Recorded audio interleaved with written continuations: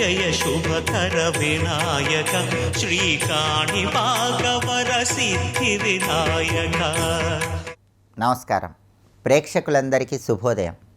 ఈనాటి శుభయోగం శీర్షికన సోమవారం సందర్భంగా జగద్గురువులైన ఆదిశంకరాచార్యుల వారు రచించిన అర్ధనారీశ్వర స్తోత్రంలో ఉన్న అంతరార్థం ఏంటో పరిశీలిద్దాం. జగద్గురువులైన ఆదిశంకరాచార్యుల వారు భార్యాభర్తల మధ్య విభేదాభిప్రాయాలు తొలగింపజేయటానికి, పార్వతీ పరమేశ్వరుల సంపూర్ణమైన అనుగ్రహాన్ని సిద్ధింపజేసుకోవటానికి అర్ధనారీశ్వర స్తోత్రాన్ని మనందరికీ అందించారు. అర్ధనారీశ్వర స్తోత్రంలో ఉన్న శ్లోకాలలో దాగిన అంతరార్థాన్ని పరిశీలిస్తే, అర్ధనారీశ్వర స్తోత్రంలో జగద్గురువులైన ఆదిశంకరాచార్యుల వారు పార్వతీ పరమేశ్వరులను ఎలా ప్రార్థిస్తున్నారంటే, మందారమాల కలితాలకాయై కపాలమాలాంకిత కంధరాయ దివ్యాంబరైచ దిగంబరాయై నమశివాయై చ నమశివాయ అంటూ ప్రార్థన చేస్తున్నారు.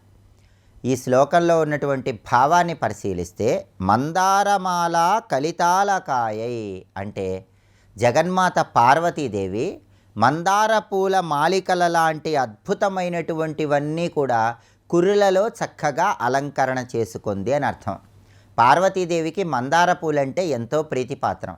ఎందుకంటే రాక్షస సంహారం చేసే సమయంలో పార్వతీదేవి పరమేశ్వరుడి అనుగ్రహం కలగటానికి పరమేశ్వరుణ్ణి ఎర్రటి మందార పూలతో పూజించిందని పౌరాణిక గ్రంథాలు మనకు తెలియజేస్తున్నాయి. అంటే పార్వతీదేవికి ఎర్రటి మందార పూలంటే ఎంతో ప్రీతిపాత్రం. అందుకే ఇక్కడ జగద్గురువులైన ఆదిశంకరాచార్యుల వారు మందారమాల కలితాలకాయై, మందార పుష్పాలన్నీ కూడా చక్కగా ఒక మాలికలాగా ఏర్పాటు చేసి ఆ మందార పుష్పాల మాలికను కురులలో అలంకరించుకున్నటువంటి పార్వతీదేవికి నమస్కారం అని ప్రార్థిస్తున్నారు. పరమేశ్వరుడు ఎలా ఉన్నాడంటే, కపాలమాలాంకిత కంధరాయ, మెడలో మొత్తం కూడా కపాలాలు ఒక మాలికలాగా తయారు చేసుకొని ఆ కపాల మాలికలు ధరించి ఉన్నాడు.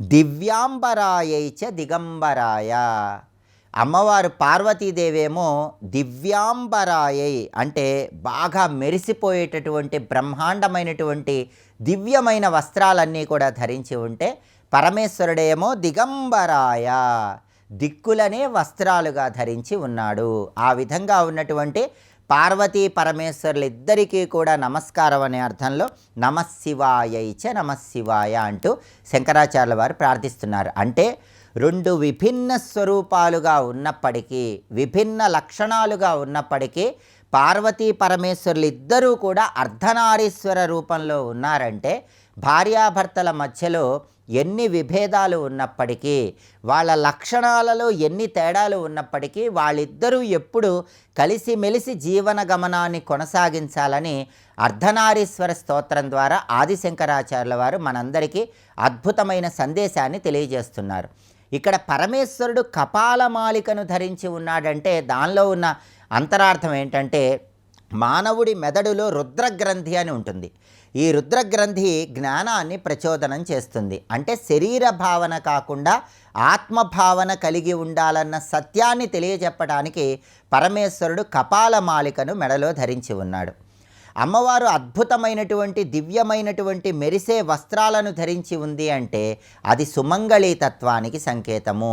మహిళలందరూ కూడా తప్పనిసరిగా చక్కటి చీరలను ధరించాలి, సంప్రదాయబద్ధమైనటువంటి వస్త్రాలను ధరించాలనే అద్భుతమైన సందేశాన్ని అంతర్లీనంగా ఆదిశంకరాచార్యుల వారు మనకు తెలియజేస్తున్నారు.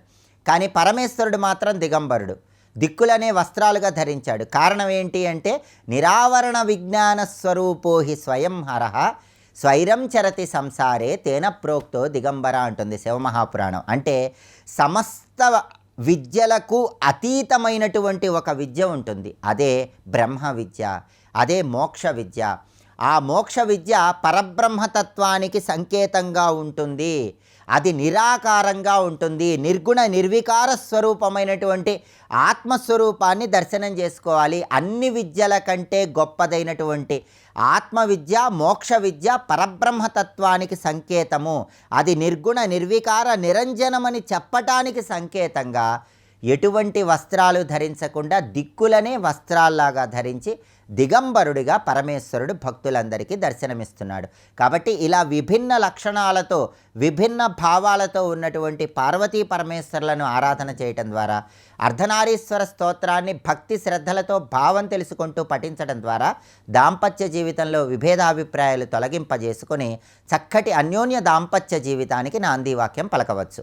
రేపటి శుభయోగం శీర్షికన పూజా విధానాల్లో నీరాజన సేవలలో ఉన్నటువంటి ప్రాధాన్యత ఏంటో, నీరాజనం దైవానికి సమర్పించేటప్పుడు పాటించాల్సిన ముఖ్యమైన విధి విధానాలు ఏంటో పరిశీలిద్దాం. నమస్కారం.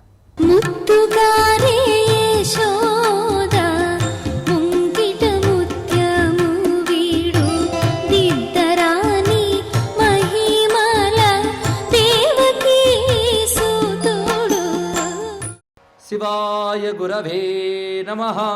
శ్రీమాత్రే నమః. శ్రీ విష్ణు రూపాయ నమః శివాయ. శ్రీకృష్ణ శరణం మమ. శ్రీకృష్ణాయ గోవిందాయ గోపీజనవల్లభాయ నమః. పరిపూర్ణ బ్రహ్మము శ్రీమన్నారాయణ రూపమైన శ్రీకృష్ణ పరమాత్మకు నమస్కరించుకుంటూ భాగవతంలో అత్యంత పవిత్రమైన కృష్ణ కథని, దశమస్కంధాన్ని చెప్పుకునే భాగ్యం కృష్ణ కృప వల్ల మనకు లభించింది. భాగవతంలో ఏ ఘట్టమైనా మధురమే. అసలు భాగవతం మన జీవితానికి కావలసిన ఒకే ఒక్క గ్రంథం. ఎందుకంటే మన సనాతన ధర్మానికి ఆధారమైన గ్రంథాలు చాలా ఉన్నాయి. వేదములు, అటు తర్వాత వేదములో అంతర్భాగములైన ప్రధానమైన ఉపనిషత్తులు, అటు తర్వాత వాటిని అనుసరించి వచ్చినటువంటి పురాణ వాంగ్మయం, ఇతిహాస వాంగ్మయం, ధర్మశాస్త్రాలు, మంత్రశాస్త్రాలు, ఇవన్నీ మన ధర్మానికి పట్టుకొమ్మలైన గ్రంథాలే. ఇందులో ఏది పట్టుకున్నా మనం తరించిపోతాం. కానీ కలిలో మనందరం తరించడానికి సులభోపాయంగా వాటన్నిటి సారభూతమైన ఒక విద్యని వ్యాస భగవానుడు తన గ్రంథ రచన అనంతరం మనకు అందించాడు. అన్ని గ్రంథాలు రచించిన తర్వాత రచించిన గ్రంథం, మన కోసం అందించిన గ్రంథం అత్యంత పవిత్రమైన భాగవతం. ఇది ఒక్కటి చాలు మన జన్మకే అని చదివిన వాడు ఎవడైనా అంగీకరిస్తాడు. ఆ విధంగా భాగవతం రచింపబడినది. భాగవతం చతుర్విధ పురుషార్థాలకి ఆలవాలమైనటువంటిది, అందులో సందేహం లేదు. అయితే చతుర్విధ పురుషార్థాల్లో మొదటి 3 పురుషార్థములు అవాంతర ప్రయోజనం, చతుర్థ పురుషార్థమే ప్రధాన ప్రయోజనంగా కలిగిన గ్రంథమే భాగవతం. అంటే మోక్షం అది ప్రధానం, అది అందించడానికే భాగవతం పుట్టింది. అయితే మిగిలినవి రావా అంటే ఆనుషంగికంగా లభిస్తాయ్యా ధర్మార్థ కామములు, అంతేగాని అవి ప్రధానమని కాదు. జీవనయాత్రలో మోక్షానికి భంగకరం కాకుండా ఎంత కావాలో అంత ఇవ్వగలిగిన శక్తి భాగవతానికి ఉన్నది. అందుకే చతుర్విధ ఫలపురుషార్థదాయకమైనటువంటి భాగవతం వేదము యొక్క సారం. నిగమ కల్పతరోర్గళితం ఫలం సుఖముఖాదమృతద్రవ సంయుతం పిబత భాగవతం రసమాలయం ముహరహో రసికా భువి భావుకాహ అంటూ భాగవత మధుపానానికి స్వాగతం పలుకుతూ పెద్దలు చెప్తారు. నిగమ కల్పతరోర్గళితం ఫలం, వేదమనే కల్పవృక్షానికి పండిన పండు భాగవతం. ఫలం వృక్షానికి ప్రయోజనం, వృక్షానికి సారం, రెండూ కూడా. వృక్ష సారం ఫలంలో ఉంటుంది, ఫలం కోసమే వృక్షం. కనుక వేదం ఏది అందించడానికంటూ ఉద్భవించిందో ఆ ఫలం మనకు భాగవతంలో లభిస్తుంది. అంటే వేదం యొక్క ఫలము అంటే వేదాంతమైన ఉపనిషత్తే, ఆ ఉపనిషత్ సారమే భాగవతం. కనుక వేదాల సారం ఉపనిషత్తు అయితే ఉపనిషత్తుల సారం భాగవతం. అది మనం అందుకోలేము. ఉపనిషత్తులను అందుకోగలరండి? అందుకోలేరు. ఎలాగో అంటే ఎత్తైన పెద్ద చెట్టు కొమ్మపై ఉన్న పండుని సామాన్యులు చెయ్యి చాచి అందుకోలేరు కదా. అందుకు మనం అందుకోలేనంత అగాధమైన అర్థాలతో ఉన్నటువంటి ఉపనిషద్ రూపమైన ఫలం మనకు అందుబాటులోకి రావాలంటే ఎంత ఎగిరినా దొరకట్లేదు. అందుకు మన అదృష్టం పండింది. ఒక చిలక ఆ కొమ్మపై వాలి ఆ పండును కొట్టింది. అది ఎంత ఆస్వాదించింది. ఆ ఫలం మన చేతిలో పడింది. ఆ సుఖం కొట్టగా మనకు అందుబాటులో లేని కొమ్మలోంచి మన చేతిలోకి జారిపడ్డ పండు భాగవతం. ఆ సుఖమే సుఖయోగీంద్రుడు. ఆ మహానుభావుడు అందుకోలేని తత్వాన్ని అందుబాటులోకి అందించినటువంటి వాడు. ఈ సుఖయోగీంద్రుడు భాగవతాన్ని పాఠం నేర్చుకుని తిరిగి అప్పచెప్పలేదు. వ్యాసుని నుంచి భాగవతాన్ని తాను పొంది దాన్ని ఆస్వాదించి తన్మయుడై తాదాత్మ్యం చెంది తదనుభూతిని తిరిగి పరీక్షణ్ మహారాజుకు బోధించాడు. అందుకే ఇది సుఖానుభూతి. ఒక విధంగా సుఖుడే కర్త ఏమో అనిపించేటట్టుగా మనకు అనిపిస్తున్నది. ఎందుకంటే తనదిగా చేసుకుని చెప్పాడు తప్ప మా నాన్నగారు చెప్పారు అని చెప్పలేదు మహానుభావుడు. ఆయన చెప్పాడు నీకు చెప్పాను అన్నదానికి తనదిగా చెప్పిన దానికి తేడా ఉంటుంది కదండి. కనుక తనదిగా చేసుకుని సుఖయోగేంద్రుడు చెప్పినటువంటి అత్యద్భుతమైన బ్రహ్మానుభూతి భాగవతం. అందుకే చెప్పినవాడు పరమహంస, అతడు వక్త. శ్రోత ఎవరు అంటే మోక్షం తప్ప మరేది అక్కరలేదనేటువంటి ముముక్షమైనటువంటి వాడు శ్రోత. అటువంటి శ్రోతకు ముక్తుడైనటువంటి వాడు అంటే ముక్తుడు వక్త, ముముక్షువు శ్రోత. అటువంటి వాడు చెప్పిన గ్రంథం ఎలా ఉంటుంది అంటే రుచి చూస్తే తెలుస్తుంది. అటువంటి భాగవతానికి సారం ఏమిటయ్యా అంటే దశమస్కంధం. భారతంలో మనకి భగవద్గీత ఎలాంటిదో, రామాయణంలో సుందరకాండ ఎలాంటిదో, భాగవతంలో దశమస్కంధం అలాంటిది. ఒక సుందరకాండ చెప్పుకుంటే రామాయణం అంతా చెప్పినట్లే అనిపిస్తుంది, భగవద్గీత చెప్పుకుంటే భారతం అంతా చెప్పినట్లే అనిపిస్తుంది. అదేవిధంగా దశమస్కంధం చెప్పుకుంటే భాగవతం అంతా చెప్పినట్లే. విశేషించి దశమస్కంధం యొక్క ప్రత్యేకతలు ఏమిటి అంటే, దశమస్కంధం అనగానే తెలిసిపోతుంది. 12 స్కంధ గ్రంథాల్లో 10వ స్కంధం ఇది. అంతకుముందు అయిన భాగం ఎక్కువ, ఇక్కడి నుంచి మిగిలిన భాగం తక్కువ. 12 స్కంధం చివరి వరకు కూడా కృష్ణకథే మనకు వస్తూ ఉంటుంది దశమస్కంధం ప్రారంభం నుంచి. అయితే కృష్ణకథ 9 స్కంధాల తర్వాత పరిపూర్ణంగా మొదలవుతుంది దశమస్కంధంలో. అందుకే దీని ప్రధానమన్నారు. దీన్ని బట్టి భాగవతంలో దశమస్కంధం ప్రధానం అంటే భాగవతానికి కృష్ణకథే ప్రధానమని చెప్పడం దీని యొక్క ఉద్దేశం. సాధారణంగా మనం కృష్ణుడి గురించి చెప్పుకోవాలి అంటే ఆధార గ్రంథం ఏంటి అంటే భాగవతం అని తడుముకోకుండా చెప్తారు. అలాగే రామకథకి ఆధార గ్రంథం అంటే రామాయణం అని చెప్తాం. అయితే రామాయణం అని చెప్పడానికి కొంత పర్వాలేదు. రామాయణం రామకథకి ఆధారం. వెంటనే రామాయణం తిరగవేస్తే మొదటి నుంచి చివరి వరకు రాముడి కథ తప్ప ఇంకెవరి కథ ఉండదు, రామకథే కనిపిస్తుంటుంది, కనుక సరిపోతుంది. కానీ కృష్ణకథకి భాగవతం ఆధారం అని తీస్తే మాత్రం 9 స్కంధాల వరకు కృష్ణకథ ప్రారంభం కాదే, 10వ స్కంధంలో ప్రారంభమవుతుంది. అయ్యా 12 స్కంధాల్లో కేవలం 3 స్కంధాలు మాత్రమే కృష్ణకథ ఉంటే అదంతా పట్టుకుని భాగవతం అంతా కృష్ణకథ అంటారేంటండి? ఇంకేదైనా కృష్ణకథకి పూర్తి గ్రంథం ఉందా అంటే వెతుకుదాం. విష్ణు పురాణంలోకి వెళదాం. విష్ణు పురాణం కూడా భాగవత శైలే, కానీ విష్ణు పురాణం రచనా శైలి భాగవత రచనా శైలి ఒకటే. విష్ణు పురాణం ఏ సూత్రంలో రచింపబడుతోందో అంటే విష్ణు పురాణంలో కూడా మిగిలిన అవతారములు చెప్పి కృష్ణకథని ఎక్కువ చెప్తాడు విష్ణు పురాణంలో. సర్వం శ్రీకృష్ణ చరణారవిందార్పణమస్తు. స్వస్తి.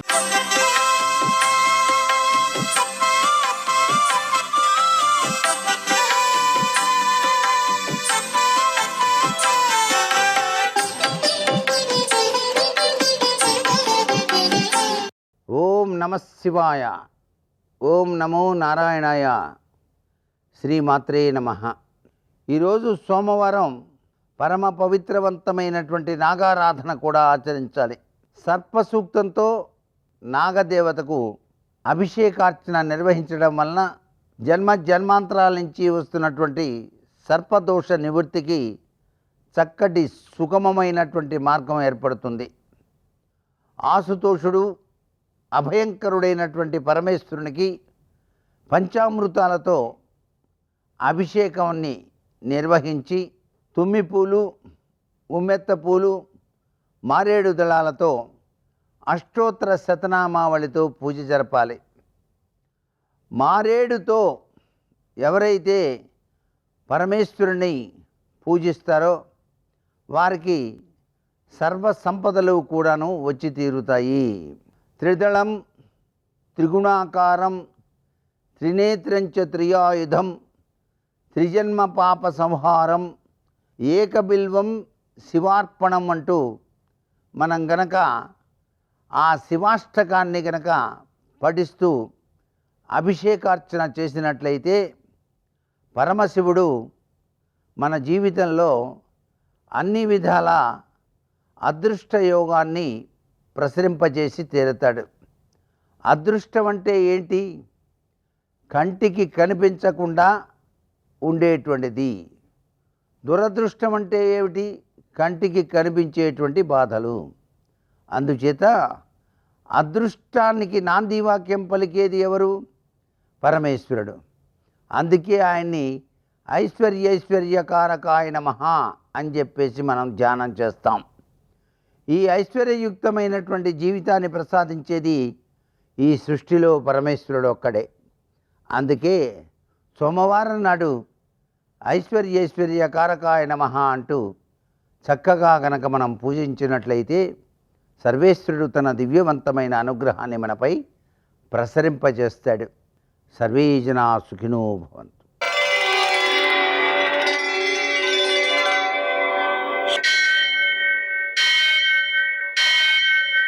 सहस्रशीर्षं देवं विश्वाक्षं विश्वशम्भुवं विश्वं नारायणं देवमक्षरं परमं पदं विश्वतः परमां नित्यं विश्वं नारायणगुं हरिं विश्वमेवेदं पुरुषस्तद्विश्वमुपजीवति पतिं विश्वस्यात्मेश्वरगुं शाश्वतगुं शिवमच्युतं नारायणं महाज्ञेयं विश्वात्मानं परायणम् सूर्यशौर्यमथेन्दुरिन्द्रपदवी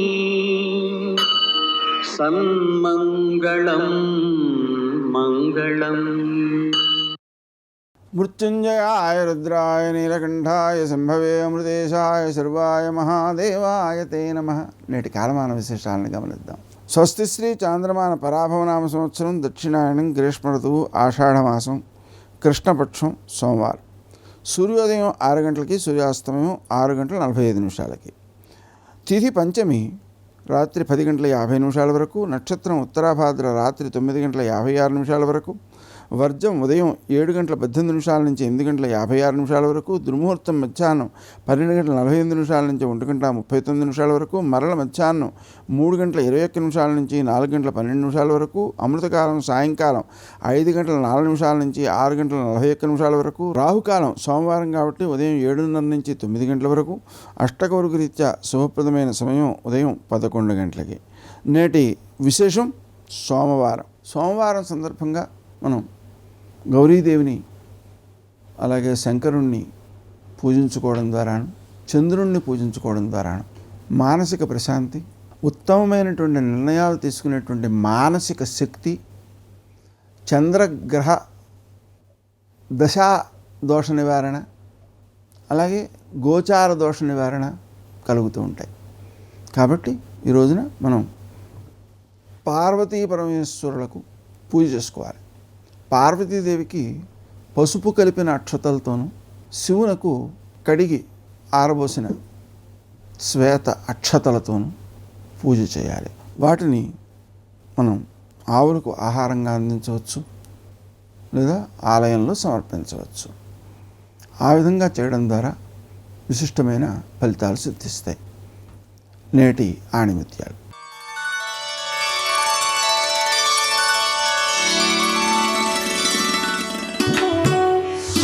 నిందలు పడ్డ మనిషి కంటే ఇతరులను నిందించిన వారే ఎక్కువ క్షోభను అనుభవిస్తారు. రామదూత హనుమాన్, శ్రీరామదూత హనుమాన్, శ్రీరామదూత హనుమాన్, శ్రీరామదూత హనుమాన్. రావణుడు కూడా ఇంద్రుణ్ణి ఓడించడంలో కొంచెం కాల విలంబనమై విశ్రాంతి తీసుకోవడానికి వెళ్ళాడు. ఇంద్రజిత్ వచ్చి తలుపు కొట్టాడు పడుకున్న తండ్రికి. నిద్రలో లేచి ఎందుకురా నిద్రాభంగం చేశావన్నాడు. నాన్నగారండి లంక వెళ్ళిపోదామన్నాడు. అదేమిట్రా, ఇంద్రుడితో యుద్ధం అవ్వాలి కదా అన్నాడు. ఓడించి నాన్నగారు కట్టేసి కాళ్ళు చేతులు కట్టి లంకకు పంపించేశాను పదండి అన్నాడు. ఇంద్రజిత్ అని బిరుదొచ్చింది. సామాన్యమైన యుద్ధం కాదు. నికుంభలా హోమం చేసి నల్లటి మేకని ఒకదాన్ని పళ్ళతో పట్టి పీకి అర్పిస్తాడు అమ్మవారికి. అర్పణ చేసి కానీ రథం ఎక్కాడా ఇక అది కనపడదు. మేఘనాథుడు మేఘములలో అంతర్ధానం అయిపోతాడు. అప్పుడు ఆయన ప్రయోగించేటటువంటి అస్త్రముల ధాటికి తట్టుకోవడం ఎవరికీ సాధ్యం కాదు. యుద్ధకాండ చదువుతుంటే ఇంద్రజిత్ యుద్ధం చేస్తుంటే భయం వేస్తుంది. అసలు వీడు చచ్చిపోతాడా అని మొదటిసారి జరుగుతున్నప్పుడు అంత భయం వేస్తుంది. అటువంటి ఇంద్రజిత్తు వంక చూశాడు. నాయనా, నిన్ను సామాన్యంగా పంపించను. ఇవాళ లంకాపట్టణం యొక్క స్థితి ప్రమాదంలోకి వెళ్ళింది. వచ్చినవాడు సామాన్యుడు కాడు, ఎవరో చాలా భయంకరమైన వీరుడు. లేకపోతే ఇలా ఓడించడం సాధ్యం కాదు. బహుశా దేవతలందరూ తమ శక్తుల్ని ఒక చోట రాశి చేసి పంపారేమోననుకుంటున్నాను. ఏది ఏమైనా నువ్వు పరాకుగా ఉండు. మొట్టమొదట ఒక విషయం గుర్తుపెట్టుకో, ఆ వానరము యొక్క వేగాన్ని తగ్గించాలి. ఆ వేగము తగ్గితే తప్ప పట్టుకోలేదు. పరాకుగా ఉండి కావలసినంత సైన్యాన్ని తీసుకుని వెళ్ళమన్నాడు. తెల్లటి దంతములు పూంచినటువంటి ఐరావతం లాంటి ఏనుగుల్ని 4 ఏనుగుల్ని రథానికి కట్టుకుని ఇంద్రజిత్ బయలుదేరాడు. ఇంద్రజిత్ పేరెత్తితే భయమేస్తుంది. అటువంటి వీరుడు, అంత మాయాయుద్ధం నిజంగా. అటువంటి వాడు యుద్ధానికి వెళ్ళాడు. వెళ్ళి స్వామి హనుమతో యుద్ధం చేస్తున్నాడు. ఎన్ని బాణాలు వేసినా, ఎంత చేసినా, 48వ సర్గ నడుస్తుంటే ఇంద్రజిత్తు స్వామి హనుమ యుద్ధం చేస్తున్నటువంటి సర్గల్ని పారాయణ చేస్తే ఏలినాటి శని కూడా ఉపశాంతి చెందుతుంది. అంత శక్తివంతమైనటువంటి విశేషం నడుస్తోంది అని చెప్తారు సుందరకాండలో ఈ భాగం గురించి. ఎందుకంటే హనుమ అటువంటి స్థితిలో నిలబడి ఉంటారు, దుర్నిరీక్షుడై. కాబట్టి ఇంద్రజిత్ యుద్ధానికి వెళ్ళాడు. వెళ్ళి ఎదురుగుండా ఉన్నటువంటి హనుమని చూశాడు. ఎన్ని వేల బాణములు ప్రయోగించినా అసలు ఆయన చిక్కనే లేదు. ఆ బాణముల మధ్యలో సూక్ష్మ రూపంలో తిరుగుతున్నారు, అలసట లేదు. ఈ హరివీరుడి యొక్క వేగాన్ని తగ్గిస్తే తప్ప అసలు బంధించడం అనేటటువంటిది సాధ్యం కాదు. ముందు ఈయన వేగం ఆపాలి. ఆలోచించి ఆలస్యం చేస్తే ప్రమాదం వస్తుందని తత స్వయంభువైర్మంత్రై బ్రహ్మాస్త్రమభిమంత్రితం, ఒక్కసారి బ్రహ్మాస్త్రాన్ని అభిమంత్రించి విడిచిపెట్టాడు. బ్రహ్మాస్త్రం వెళ్ళి స్వామి హనుమని పట్టుకుంది.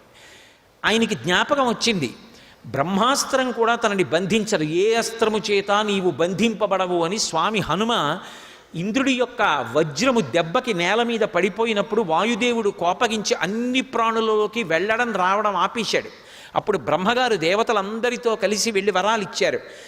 ఏ దేవత కూడా తమ అస్త్రము చేత హనుమని కట్టలేరు, బ్రహ్మాస్త్రం కూడా కట్టదు. కానీ బ్రహ్మ అంటేనే లోకమునకంతటికీ కూడా పెద్దవాడు. అందుకే తత స్వయంభువైర్మంత్రై బ్రహ్మాస్త్రమభిమంత్రితం. ఆ బ్రహ్మాస్త్రము అంటే సృష్టికర్తది, లోకానికంతటికీ పెద్దవాడు. దానికి ఒక గౌరవం ఇవ్వాలి. ఏం మర్యాదో చూడండి.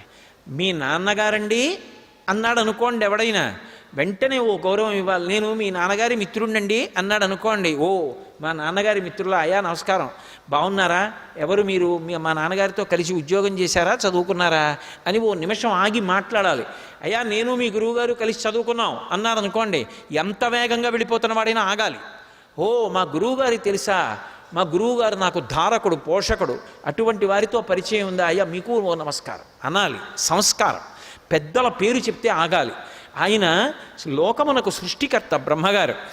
ఆయన పేరు మీద వచ్చిన అస్త్రం కాబట్టి కొద్దిసేపు దానికి కట్టుబడినట్టుగా ఊరుకున్నారు, గౌరవించారు. నేను దీనికి కట్టుబడను, వరమే, కానీ అలా ధిక్కరించడం మర్యాద కాదు. ఏమి మర్యాద నిజంగా, ఏమి రామాయణం. మర్యాదానాంచలోకస్య కర్త కరయితాచ సహా, మర్యాదా పురుషోత్తముడు రామచంద్రమూర్తి కించిత్ ఒక్క నిమిషం కట్టుబడ్డట్టుగా ఊరుకున్నారు. ఎంత మర్యాదగా మాట్లాడారో చూడండి హనుమ. అది బ్రహ్మాస్త్రం, సృష్టికర్త పేరు మీద వచ్చింది, కట్టుబడతాను కాసేపని కట్టుబడ్డారు. ఆయన ఎప్పుడైతే కట్టుబడ్డట్టుగా పడ్డారో ఈ తెలిసి తెలియనటువంటి రాక్షసులందరూ బయలుదేరి వచ్చారు. వచ్చి గబగబా నార తీసుకొచ్చారు, నారతాడు తీసుకొచ్చారు, చెట్టు పట్టలు తీసుకొచ్చారు, ఆయన్ని కట్టేశారు గబగబా. సబద్ధ స్త్రేణ విల్కేణ విముక్తో స్త్రేణ వీర్యవాన్ అస్త్రబంధస్య చాన్యం హీ నబంధం అనువర్తతే. బ్రహ్మాస్త్రం అంటే దానికి ఒక గౌరవం ఉంటుంది.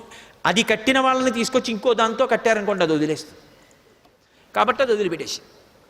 ఇప్పుడు ఒక ప్రమాదం వచ్చింది. ఇంద్రజిత్తుకి తెలుసు ధనుర్వేదం.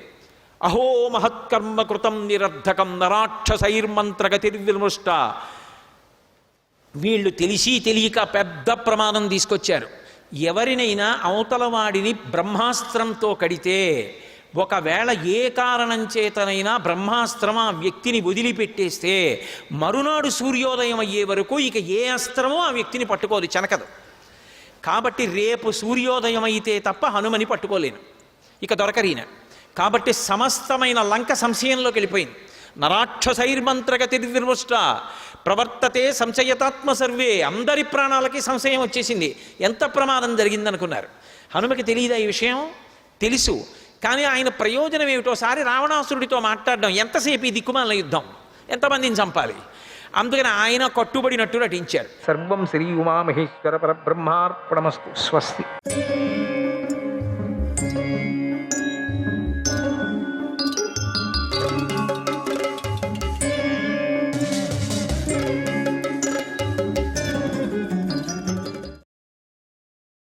శ్రీకృష్ణాయ పరమాత్మనే నమః. 4వ అధ్యాయం. ఈ అధ్యాయాలంతా మీరు చిన్న చిన్నగా ఉంది అనుకోవకండి. వెళుతూ వెళుతూ వెళుతూ వెళుతూ ఆంజనేయ స్వామి వచ్చేస్తారు అక్కడికి. అంటే ఆంజనేయుడు తోక పెంచాడు పెంచాడు పెంచాడు పెంచాడు పెంచాడు గగనాన్ని వరకు. అట్లా వ్యాసుడు అట్లా మనకు కావలసినన్నీ ఇచ్చాడు అక్కడ. అక్కడ దీంట్లోనే మనకు కావలసినన్నీ దొరుకుతాయి మనకు. అక్షయ పాత్ర ఎప్పుడు దొరికిందో మనకి ఇంకా అక్షయమే ఇక్కడ. ఇక శ్లోకాలు అక్షయమైపోతాయి, అధ్యాయాలు అంతా నిన్నున్నాయి అక్షయమైపోతాయి. ఇది ఒకటే పుస్తకం కాదు, ఇటువంటివి 5-6 ఉన్నాయి. పాండవులు అడవికి వెళ్ళారు. అప్పుడు ఈ ధృతరాష్ట్రుడు మనసులో ఎంతో బాధపడ్డాడు. ధర్మాత్ముడైనటువంటి విదురుడితో ఇలా అన్నాడు, ఇంకా ఏమిటి మళ్ళీ మాటికి ఓ విదురా అన్నాడు, నీ బుద్ధి కూడా శుక్రాచార్యుడి బుద్ధిలాగా నిర్మలమైనది. పొగుడుతున్నాడు. నీకు ధర్మం యొక్క సూక్ష్మం బాగా తెలుసు. నువ్వు అందరి పట్ల సమానమైన దృష్టిని కలిగి ఉంటావు. నువ్వు కౌరవులు పాండవుల ఇద్దరికి కూడా నీవు పూజ్యుడివై ఉన్నావు, కౌరవులకు పాండవులకు. అందుచేత పాండవులకు మాకు ఏది మంచి ఏది మేలు చేస్తుందో చెప్పు. ఇంకేమిటి చెప్పేది అంతా అయిన తర్వాత? వాళ్ళకేం మేలేం చేసేది? అడవికి పంపించాడు, వాళ్ళకి మేలట. ఇంక వీళ్ళకేం మేలు చేసేది? ఇంకా సర్వసంపదలు పొందారు, అంత సంపత్తు పొందారు, ఇంకేముంది? ఒక్క దైవకృప మాత్రం లేదు అంతే వీళ్ళకి. పాండవులకి అట్లా కాదే, మాటికి పరమాత్ముడి కృప, దేవతల కృప, యజ్ఞయాగాదుల కృప అంతా ఉంది వాళ్ళకి. ఇది ఇంతవరకు దుశ్శాసనుడికి కానీ దుర్యోధనుడికి కానీ ఏదన్నా దేవత ఏదన్నా వరం ఇచ్చింది ఎక్కడైనా కనపడలేదు. నాకు మాత్రం కనపడలేదు, మీకు ఏమైనా కనపడేది తెలియదు. అదే అర్జునుడు చూడండి, భీముడు చూడండి, ద్రౌపదిని చూడండి, అసలు పుట్టకతోనే అగ్నిగా పుట్టింది కదా. వీళ్ళలో ఎవరికైనా ఒక్కరికైనా అట్లా తమాషకైనా ఉందా? విదురుడు తప్ప. చెప్పండి ఇక్కడ. అందుకని విదురుని గురించి మాట్లాడుతున్నాడు. పాండవులకు మేలు చేసేది, మాకు మేలు చేసేది చెప్పు. వాళ్ళకి మేలు చేసేది ఇంకేముంది? మట్టిలో నీళ్ళు అయిపోయింది, మంట పెట్టాడు. ఇక వీళ్ళకేం మేలు చేసేది? వీళ్ళు మాట వింటారా? ఇక ధనమదం. విదురా, ఇలాంటి పరిస్థితిలో ఉన్న మనం ఏం చేయాలి? ఏం చేయటం? ఇంకా గుడ్డోడు హాయిగా అనుభవించంతే తిట్టుకుంటూ. ప్రజలు మాత్రం ఏం చేస్తే ప్రజలు మనం గౌరవిస్తారు? ఊరికే తిడుతూనే ఉన్నారు కదా, నాకు వినపడేటట్టు తిడుతున్నారు. విదురా, ఇది ఎక్కడ గ్రాచారం? నాకు ఏం చేస్తే మంచిది? మనం ఏం చేయాలి వీళ్ళకి? ఈ కళ్ళు నాకు కనపడలేదు, ఈ చెవులు కూడా వినపడకపోయింటే బాగుండేమో అనిపిస్తుంది. అంతగా వినపడుతున్నాయి. రాత్రి పడుకుంటే విదురా నాకు నిద్రే పట్టదు. ఇంకా పడుతుంది. హంసతూలిక తలుపు మీద పడుకుంటున్నావు కదా, పట్టకేం? నీకు పట్టడం లేదు. ముళ్ళపరుపులాగా ఉంటుంది. ముళ్ళపరుపు ఉండకేమే? బాగా కాచిన ములికల్లాగా ఉంటుంది నీకు. మేకులు ఉంటాయి చూడండి, కాచి పెడితే మేకులు ఉంటాయి, దాని మీద పడుకున్నట్టుగా ఉంటుంది నీకు. నువ్వు చేసిన పని ఇది. ఆర్డర్స్ అన్ని దాంట్లకు. వెళ్ళిన వాళ్ళని వాపసు పంపించావు, వాపసు పిలిపించి మళ్ళీ ఆడించావు. ఇదేం దుర్మార్గం నీకు? నువ్వు ఆర్డర్ ఇవ్వలేవా? నీకు అంత తాకత్ లేదు. దుర్యోధనుడు చెప్తూనే వినటం మాట. అదేంటది? నువ్వు లేచేసి ఆయన్నే కూర్చోపెట్టు, నువ్వు వెళ్ళి అడవికి వెళ్ళిపో అని నేను చెప్తున్నా, వాళ్ళెవరు చెప్పలేదు. పాండవులు సమూలంగా మమ్మల్ని నాశనం చేయకుండా ఉండాలంటే, అంటే భయం పట్టుకుంది ఇప్పుడు ఇంక వీడికి. మేము ఇప్పుడు ఏం చేయాలో చెప్పు. నిజంగా సమూలంగా నాశనం చేస్తారు వాళ్ళ మాటల్లో, వాళ్ళ ప్రతిజ్ఞల్లో. మమ్మల్ని నాశనం చేయటానికే వచ్చిన ఇదంతా జరిగింది అనిపిస్తుంది. ఊరూరికే మనమే నాశనం చేసుకున్నామురా. ఏంటో దుర్యోధనుని మాట అని అంటాడు, కానీ దుర్యోధను వస్తున్న మాట వింటాడు. దుర్యోధను మాట విని అని అంటాడు, దుర్యోధనుడు వచ్చా నాయన అట్లే కానీ అంటాడు. అది ఏంటో దుర్యోధనుడు వాయిస్సు వింటూనే చేంజ్ అయిపోతున్నాడు ధృతరాష్ట్రుడు. కర్మ. నీకు ఏం చేయాలో బాగా తెలుసు కదా విదురా. మమ్మల్ని మాత్రం నాశనం చేస్తారు వాళ్ళు. మనం నాశనం కాకోకుండా ఇప్పటి నుంచి యోచన చేయాలి విదురా. ఇప్పటి నుంచి యోచన చేయాలట. 14 ఏళ్ల లోపల మనం ఉంటామో ఉండమో అనే విధంగా భయం పట్టుకుంది. అందువల్ల నాకు కర్తవ్యాన్ని బోధించు అన్నాడు. ఏంటి బోధించేది? వింటావా? వినవు కదా, ఆయన బోధిస్తాను. విదురుడు, ఓ మహారాజా, ధర్మము, అర్థము, కామము అనేటువంటి త్రివర్గానికి ప్రధానమైనది ఏమిటంటే ధర్మం. రాజ్యానికి ప్రధానమైనది ధర్మం.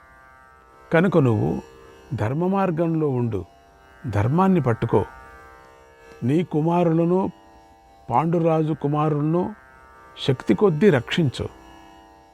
శకుని మొదలైన పాపాత్ములు సభలో ధర్మాన్ని విడిచిపెట్టారు. నీ కుమారుడు సత్యవ్రతుడైన ధర్మరాజును మోసంగా జూదంలో ఓడించారు. నీ కుమారుల యొక్క చెడు ప్రవర్తన నాకు బాగా తెలుసు. నీ కుమారులు చెడు బుద్ధి నాకు బాగా తెలుసు. దానికి తగిన ప్రతిక్రియ చేసి శాంతిని పొందే ఉపాయము నాకు తెలుసు. ఆ ఉపాయాన్ని పాటిస్తే నీ కుమారుడు ఈ పాపం నుండి విముక్తుడవుతాడు, మంచివాడిగా పేరు పొందుతాడు, కీర్తిని గడిస్తాడు. నా మాట ఈరోజు ఇప్పుడు వినండి. నా మాట వినండి, ఇప్పుడు చెప్తాను.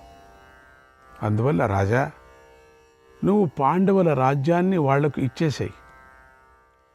రాజు తన సంపదతోనే తృప్తి చెందాలి. ఇతరుల సంపదల పట్ల ఆశపడకూడదు, లోబిలాగా ప్రవర్తించకూడదు. ఇది రాజు ఆచరించవలసిన పని, ప్రధాన ధర్మం. అది ఆచరించవలసినటువంటి ప్రధాన ధర్మం. యశోన నశ్యేద్ జ్ఞాతిభేదశ్చ నస్యాద్ ధర్మో నస్యాన్యైవ చైవం కృతే త్వాం ఏతత్ కార్యం తవ సర్వప్రధానం తేషాం తుష్టిః శకునేశ్చావమానగా. ఈ విధంగా చేస్తే కీర్తి నశించదు, బంధువుల మధ్య భేదం కలగదు, కోట్లాటాలు రావు, ధర్మం తప్పకుండా నిలుస్తుంది. ముందు పాండవులకు సంతోషం కలిగించు, వెంటనే శకునుని తిరస్కరించు. వాణ్ణి మొదలు ఇక్కడి నుంచి, రాజ్యం నుంచి బహిష్కారం చేయి.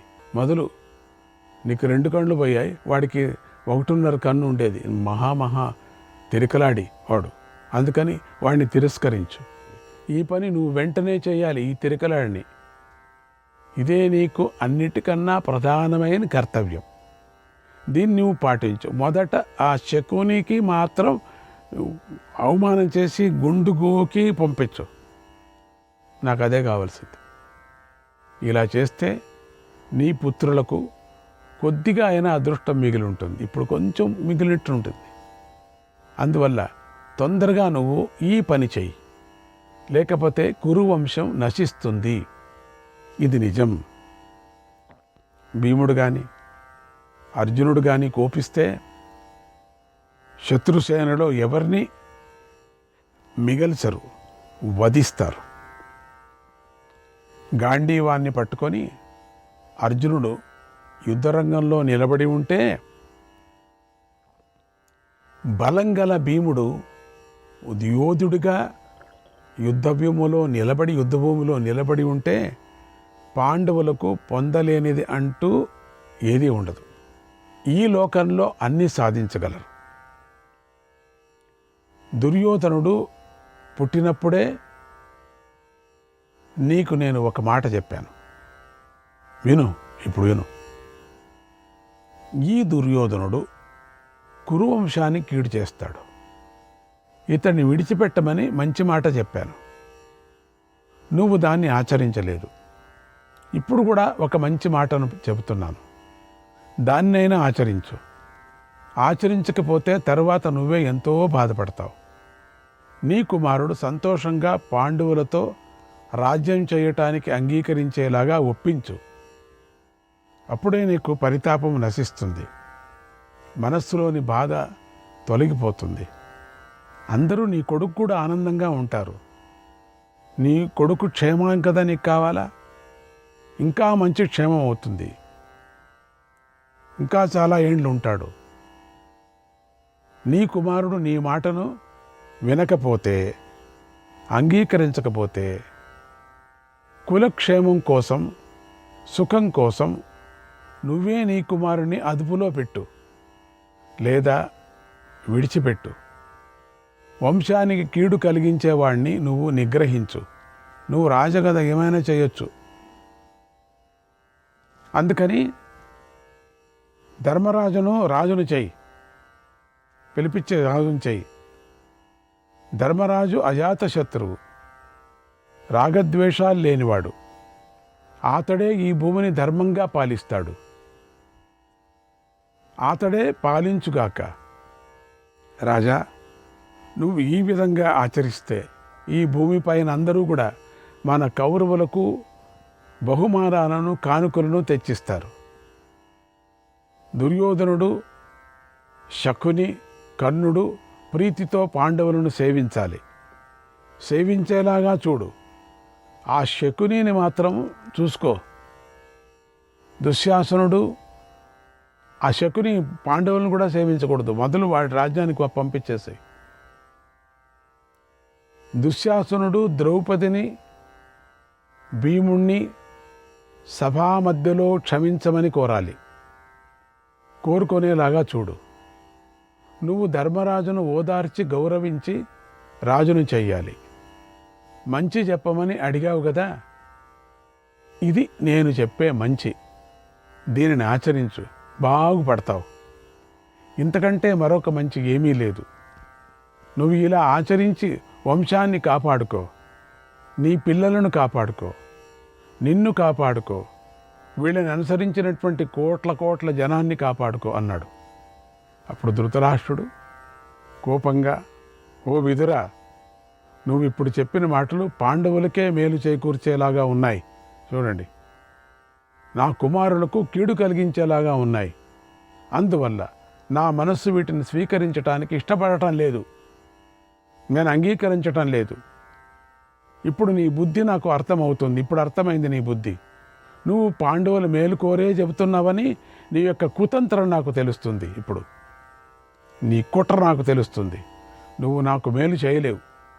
పాండవుల కోసమై నేను నా పుత్రులను వదులుకోలేను. నేను ఎక్కడైనా ఇదే, అయ్యో నా పుత్రుడు నేను వదులుకుంటానా? ఇందులో సందేహమే లేదు. ఆ పాండవులు కూడా నా పుత్రులై ఉన్నారు. కానీ దుర్యోధనుడు నా దేహం వల్ల జన్మించాడు, వాళ్ళేం పుట్టలేదు కదా. నా దేహం వల్ల పుట్టినవాడు దుర్యోధనుడు.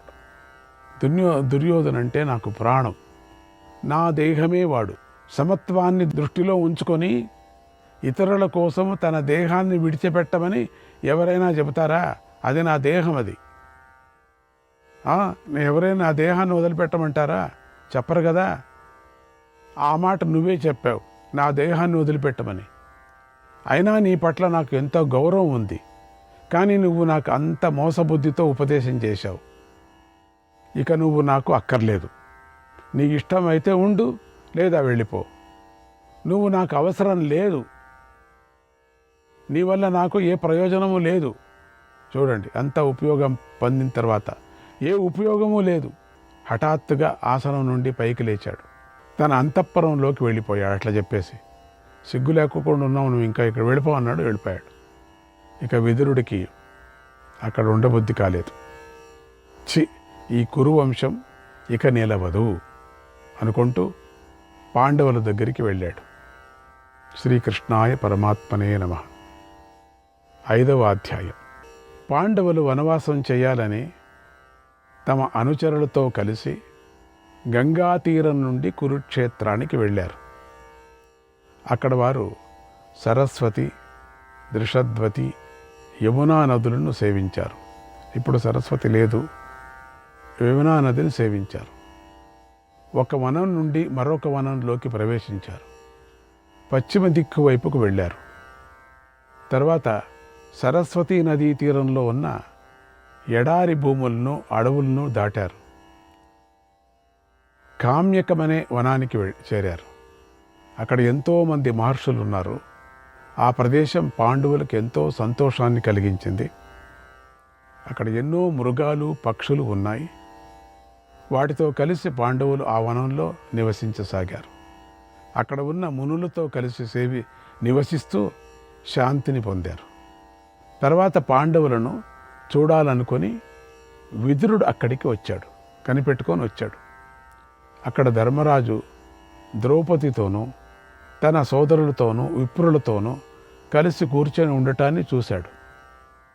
ధర్మరాజు తన వైపు వస్తున్న విదురుణ్ణి చూసి భీముడితో, భీమా, ఈ విదురుల వారు మన వద్దకు వచ్చి ఏమి చెబుతాడో, శకుని మాటలు విని మళ్ళీ మనల్ని జూదానికి పిలుస్తాడేమో, అప్పుడు మన ఆయుధాలను లాగేసుకుంటాడేమో, ఏమో తెచ్చుకున్నాం ఆయుధాలు మనం, ఇప్పుడు దీని సంగతి ఎవరు మాట్లాడలేదు, తెచ్చేసుకున్నాం, దీనికోసమని మర్చిపోయినట్టుకున్నారేమో వాడు భీముడు అంటున్నాడు.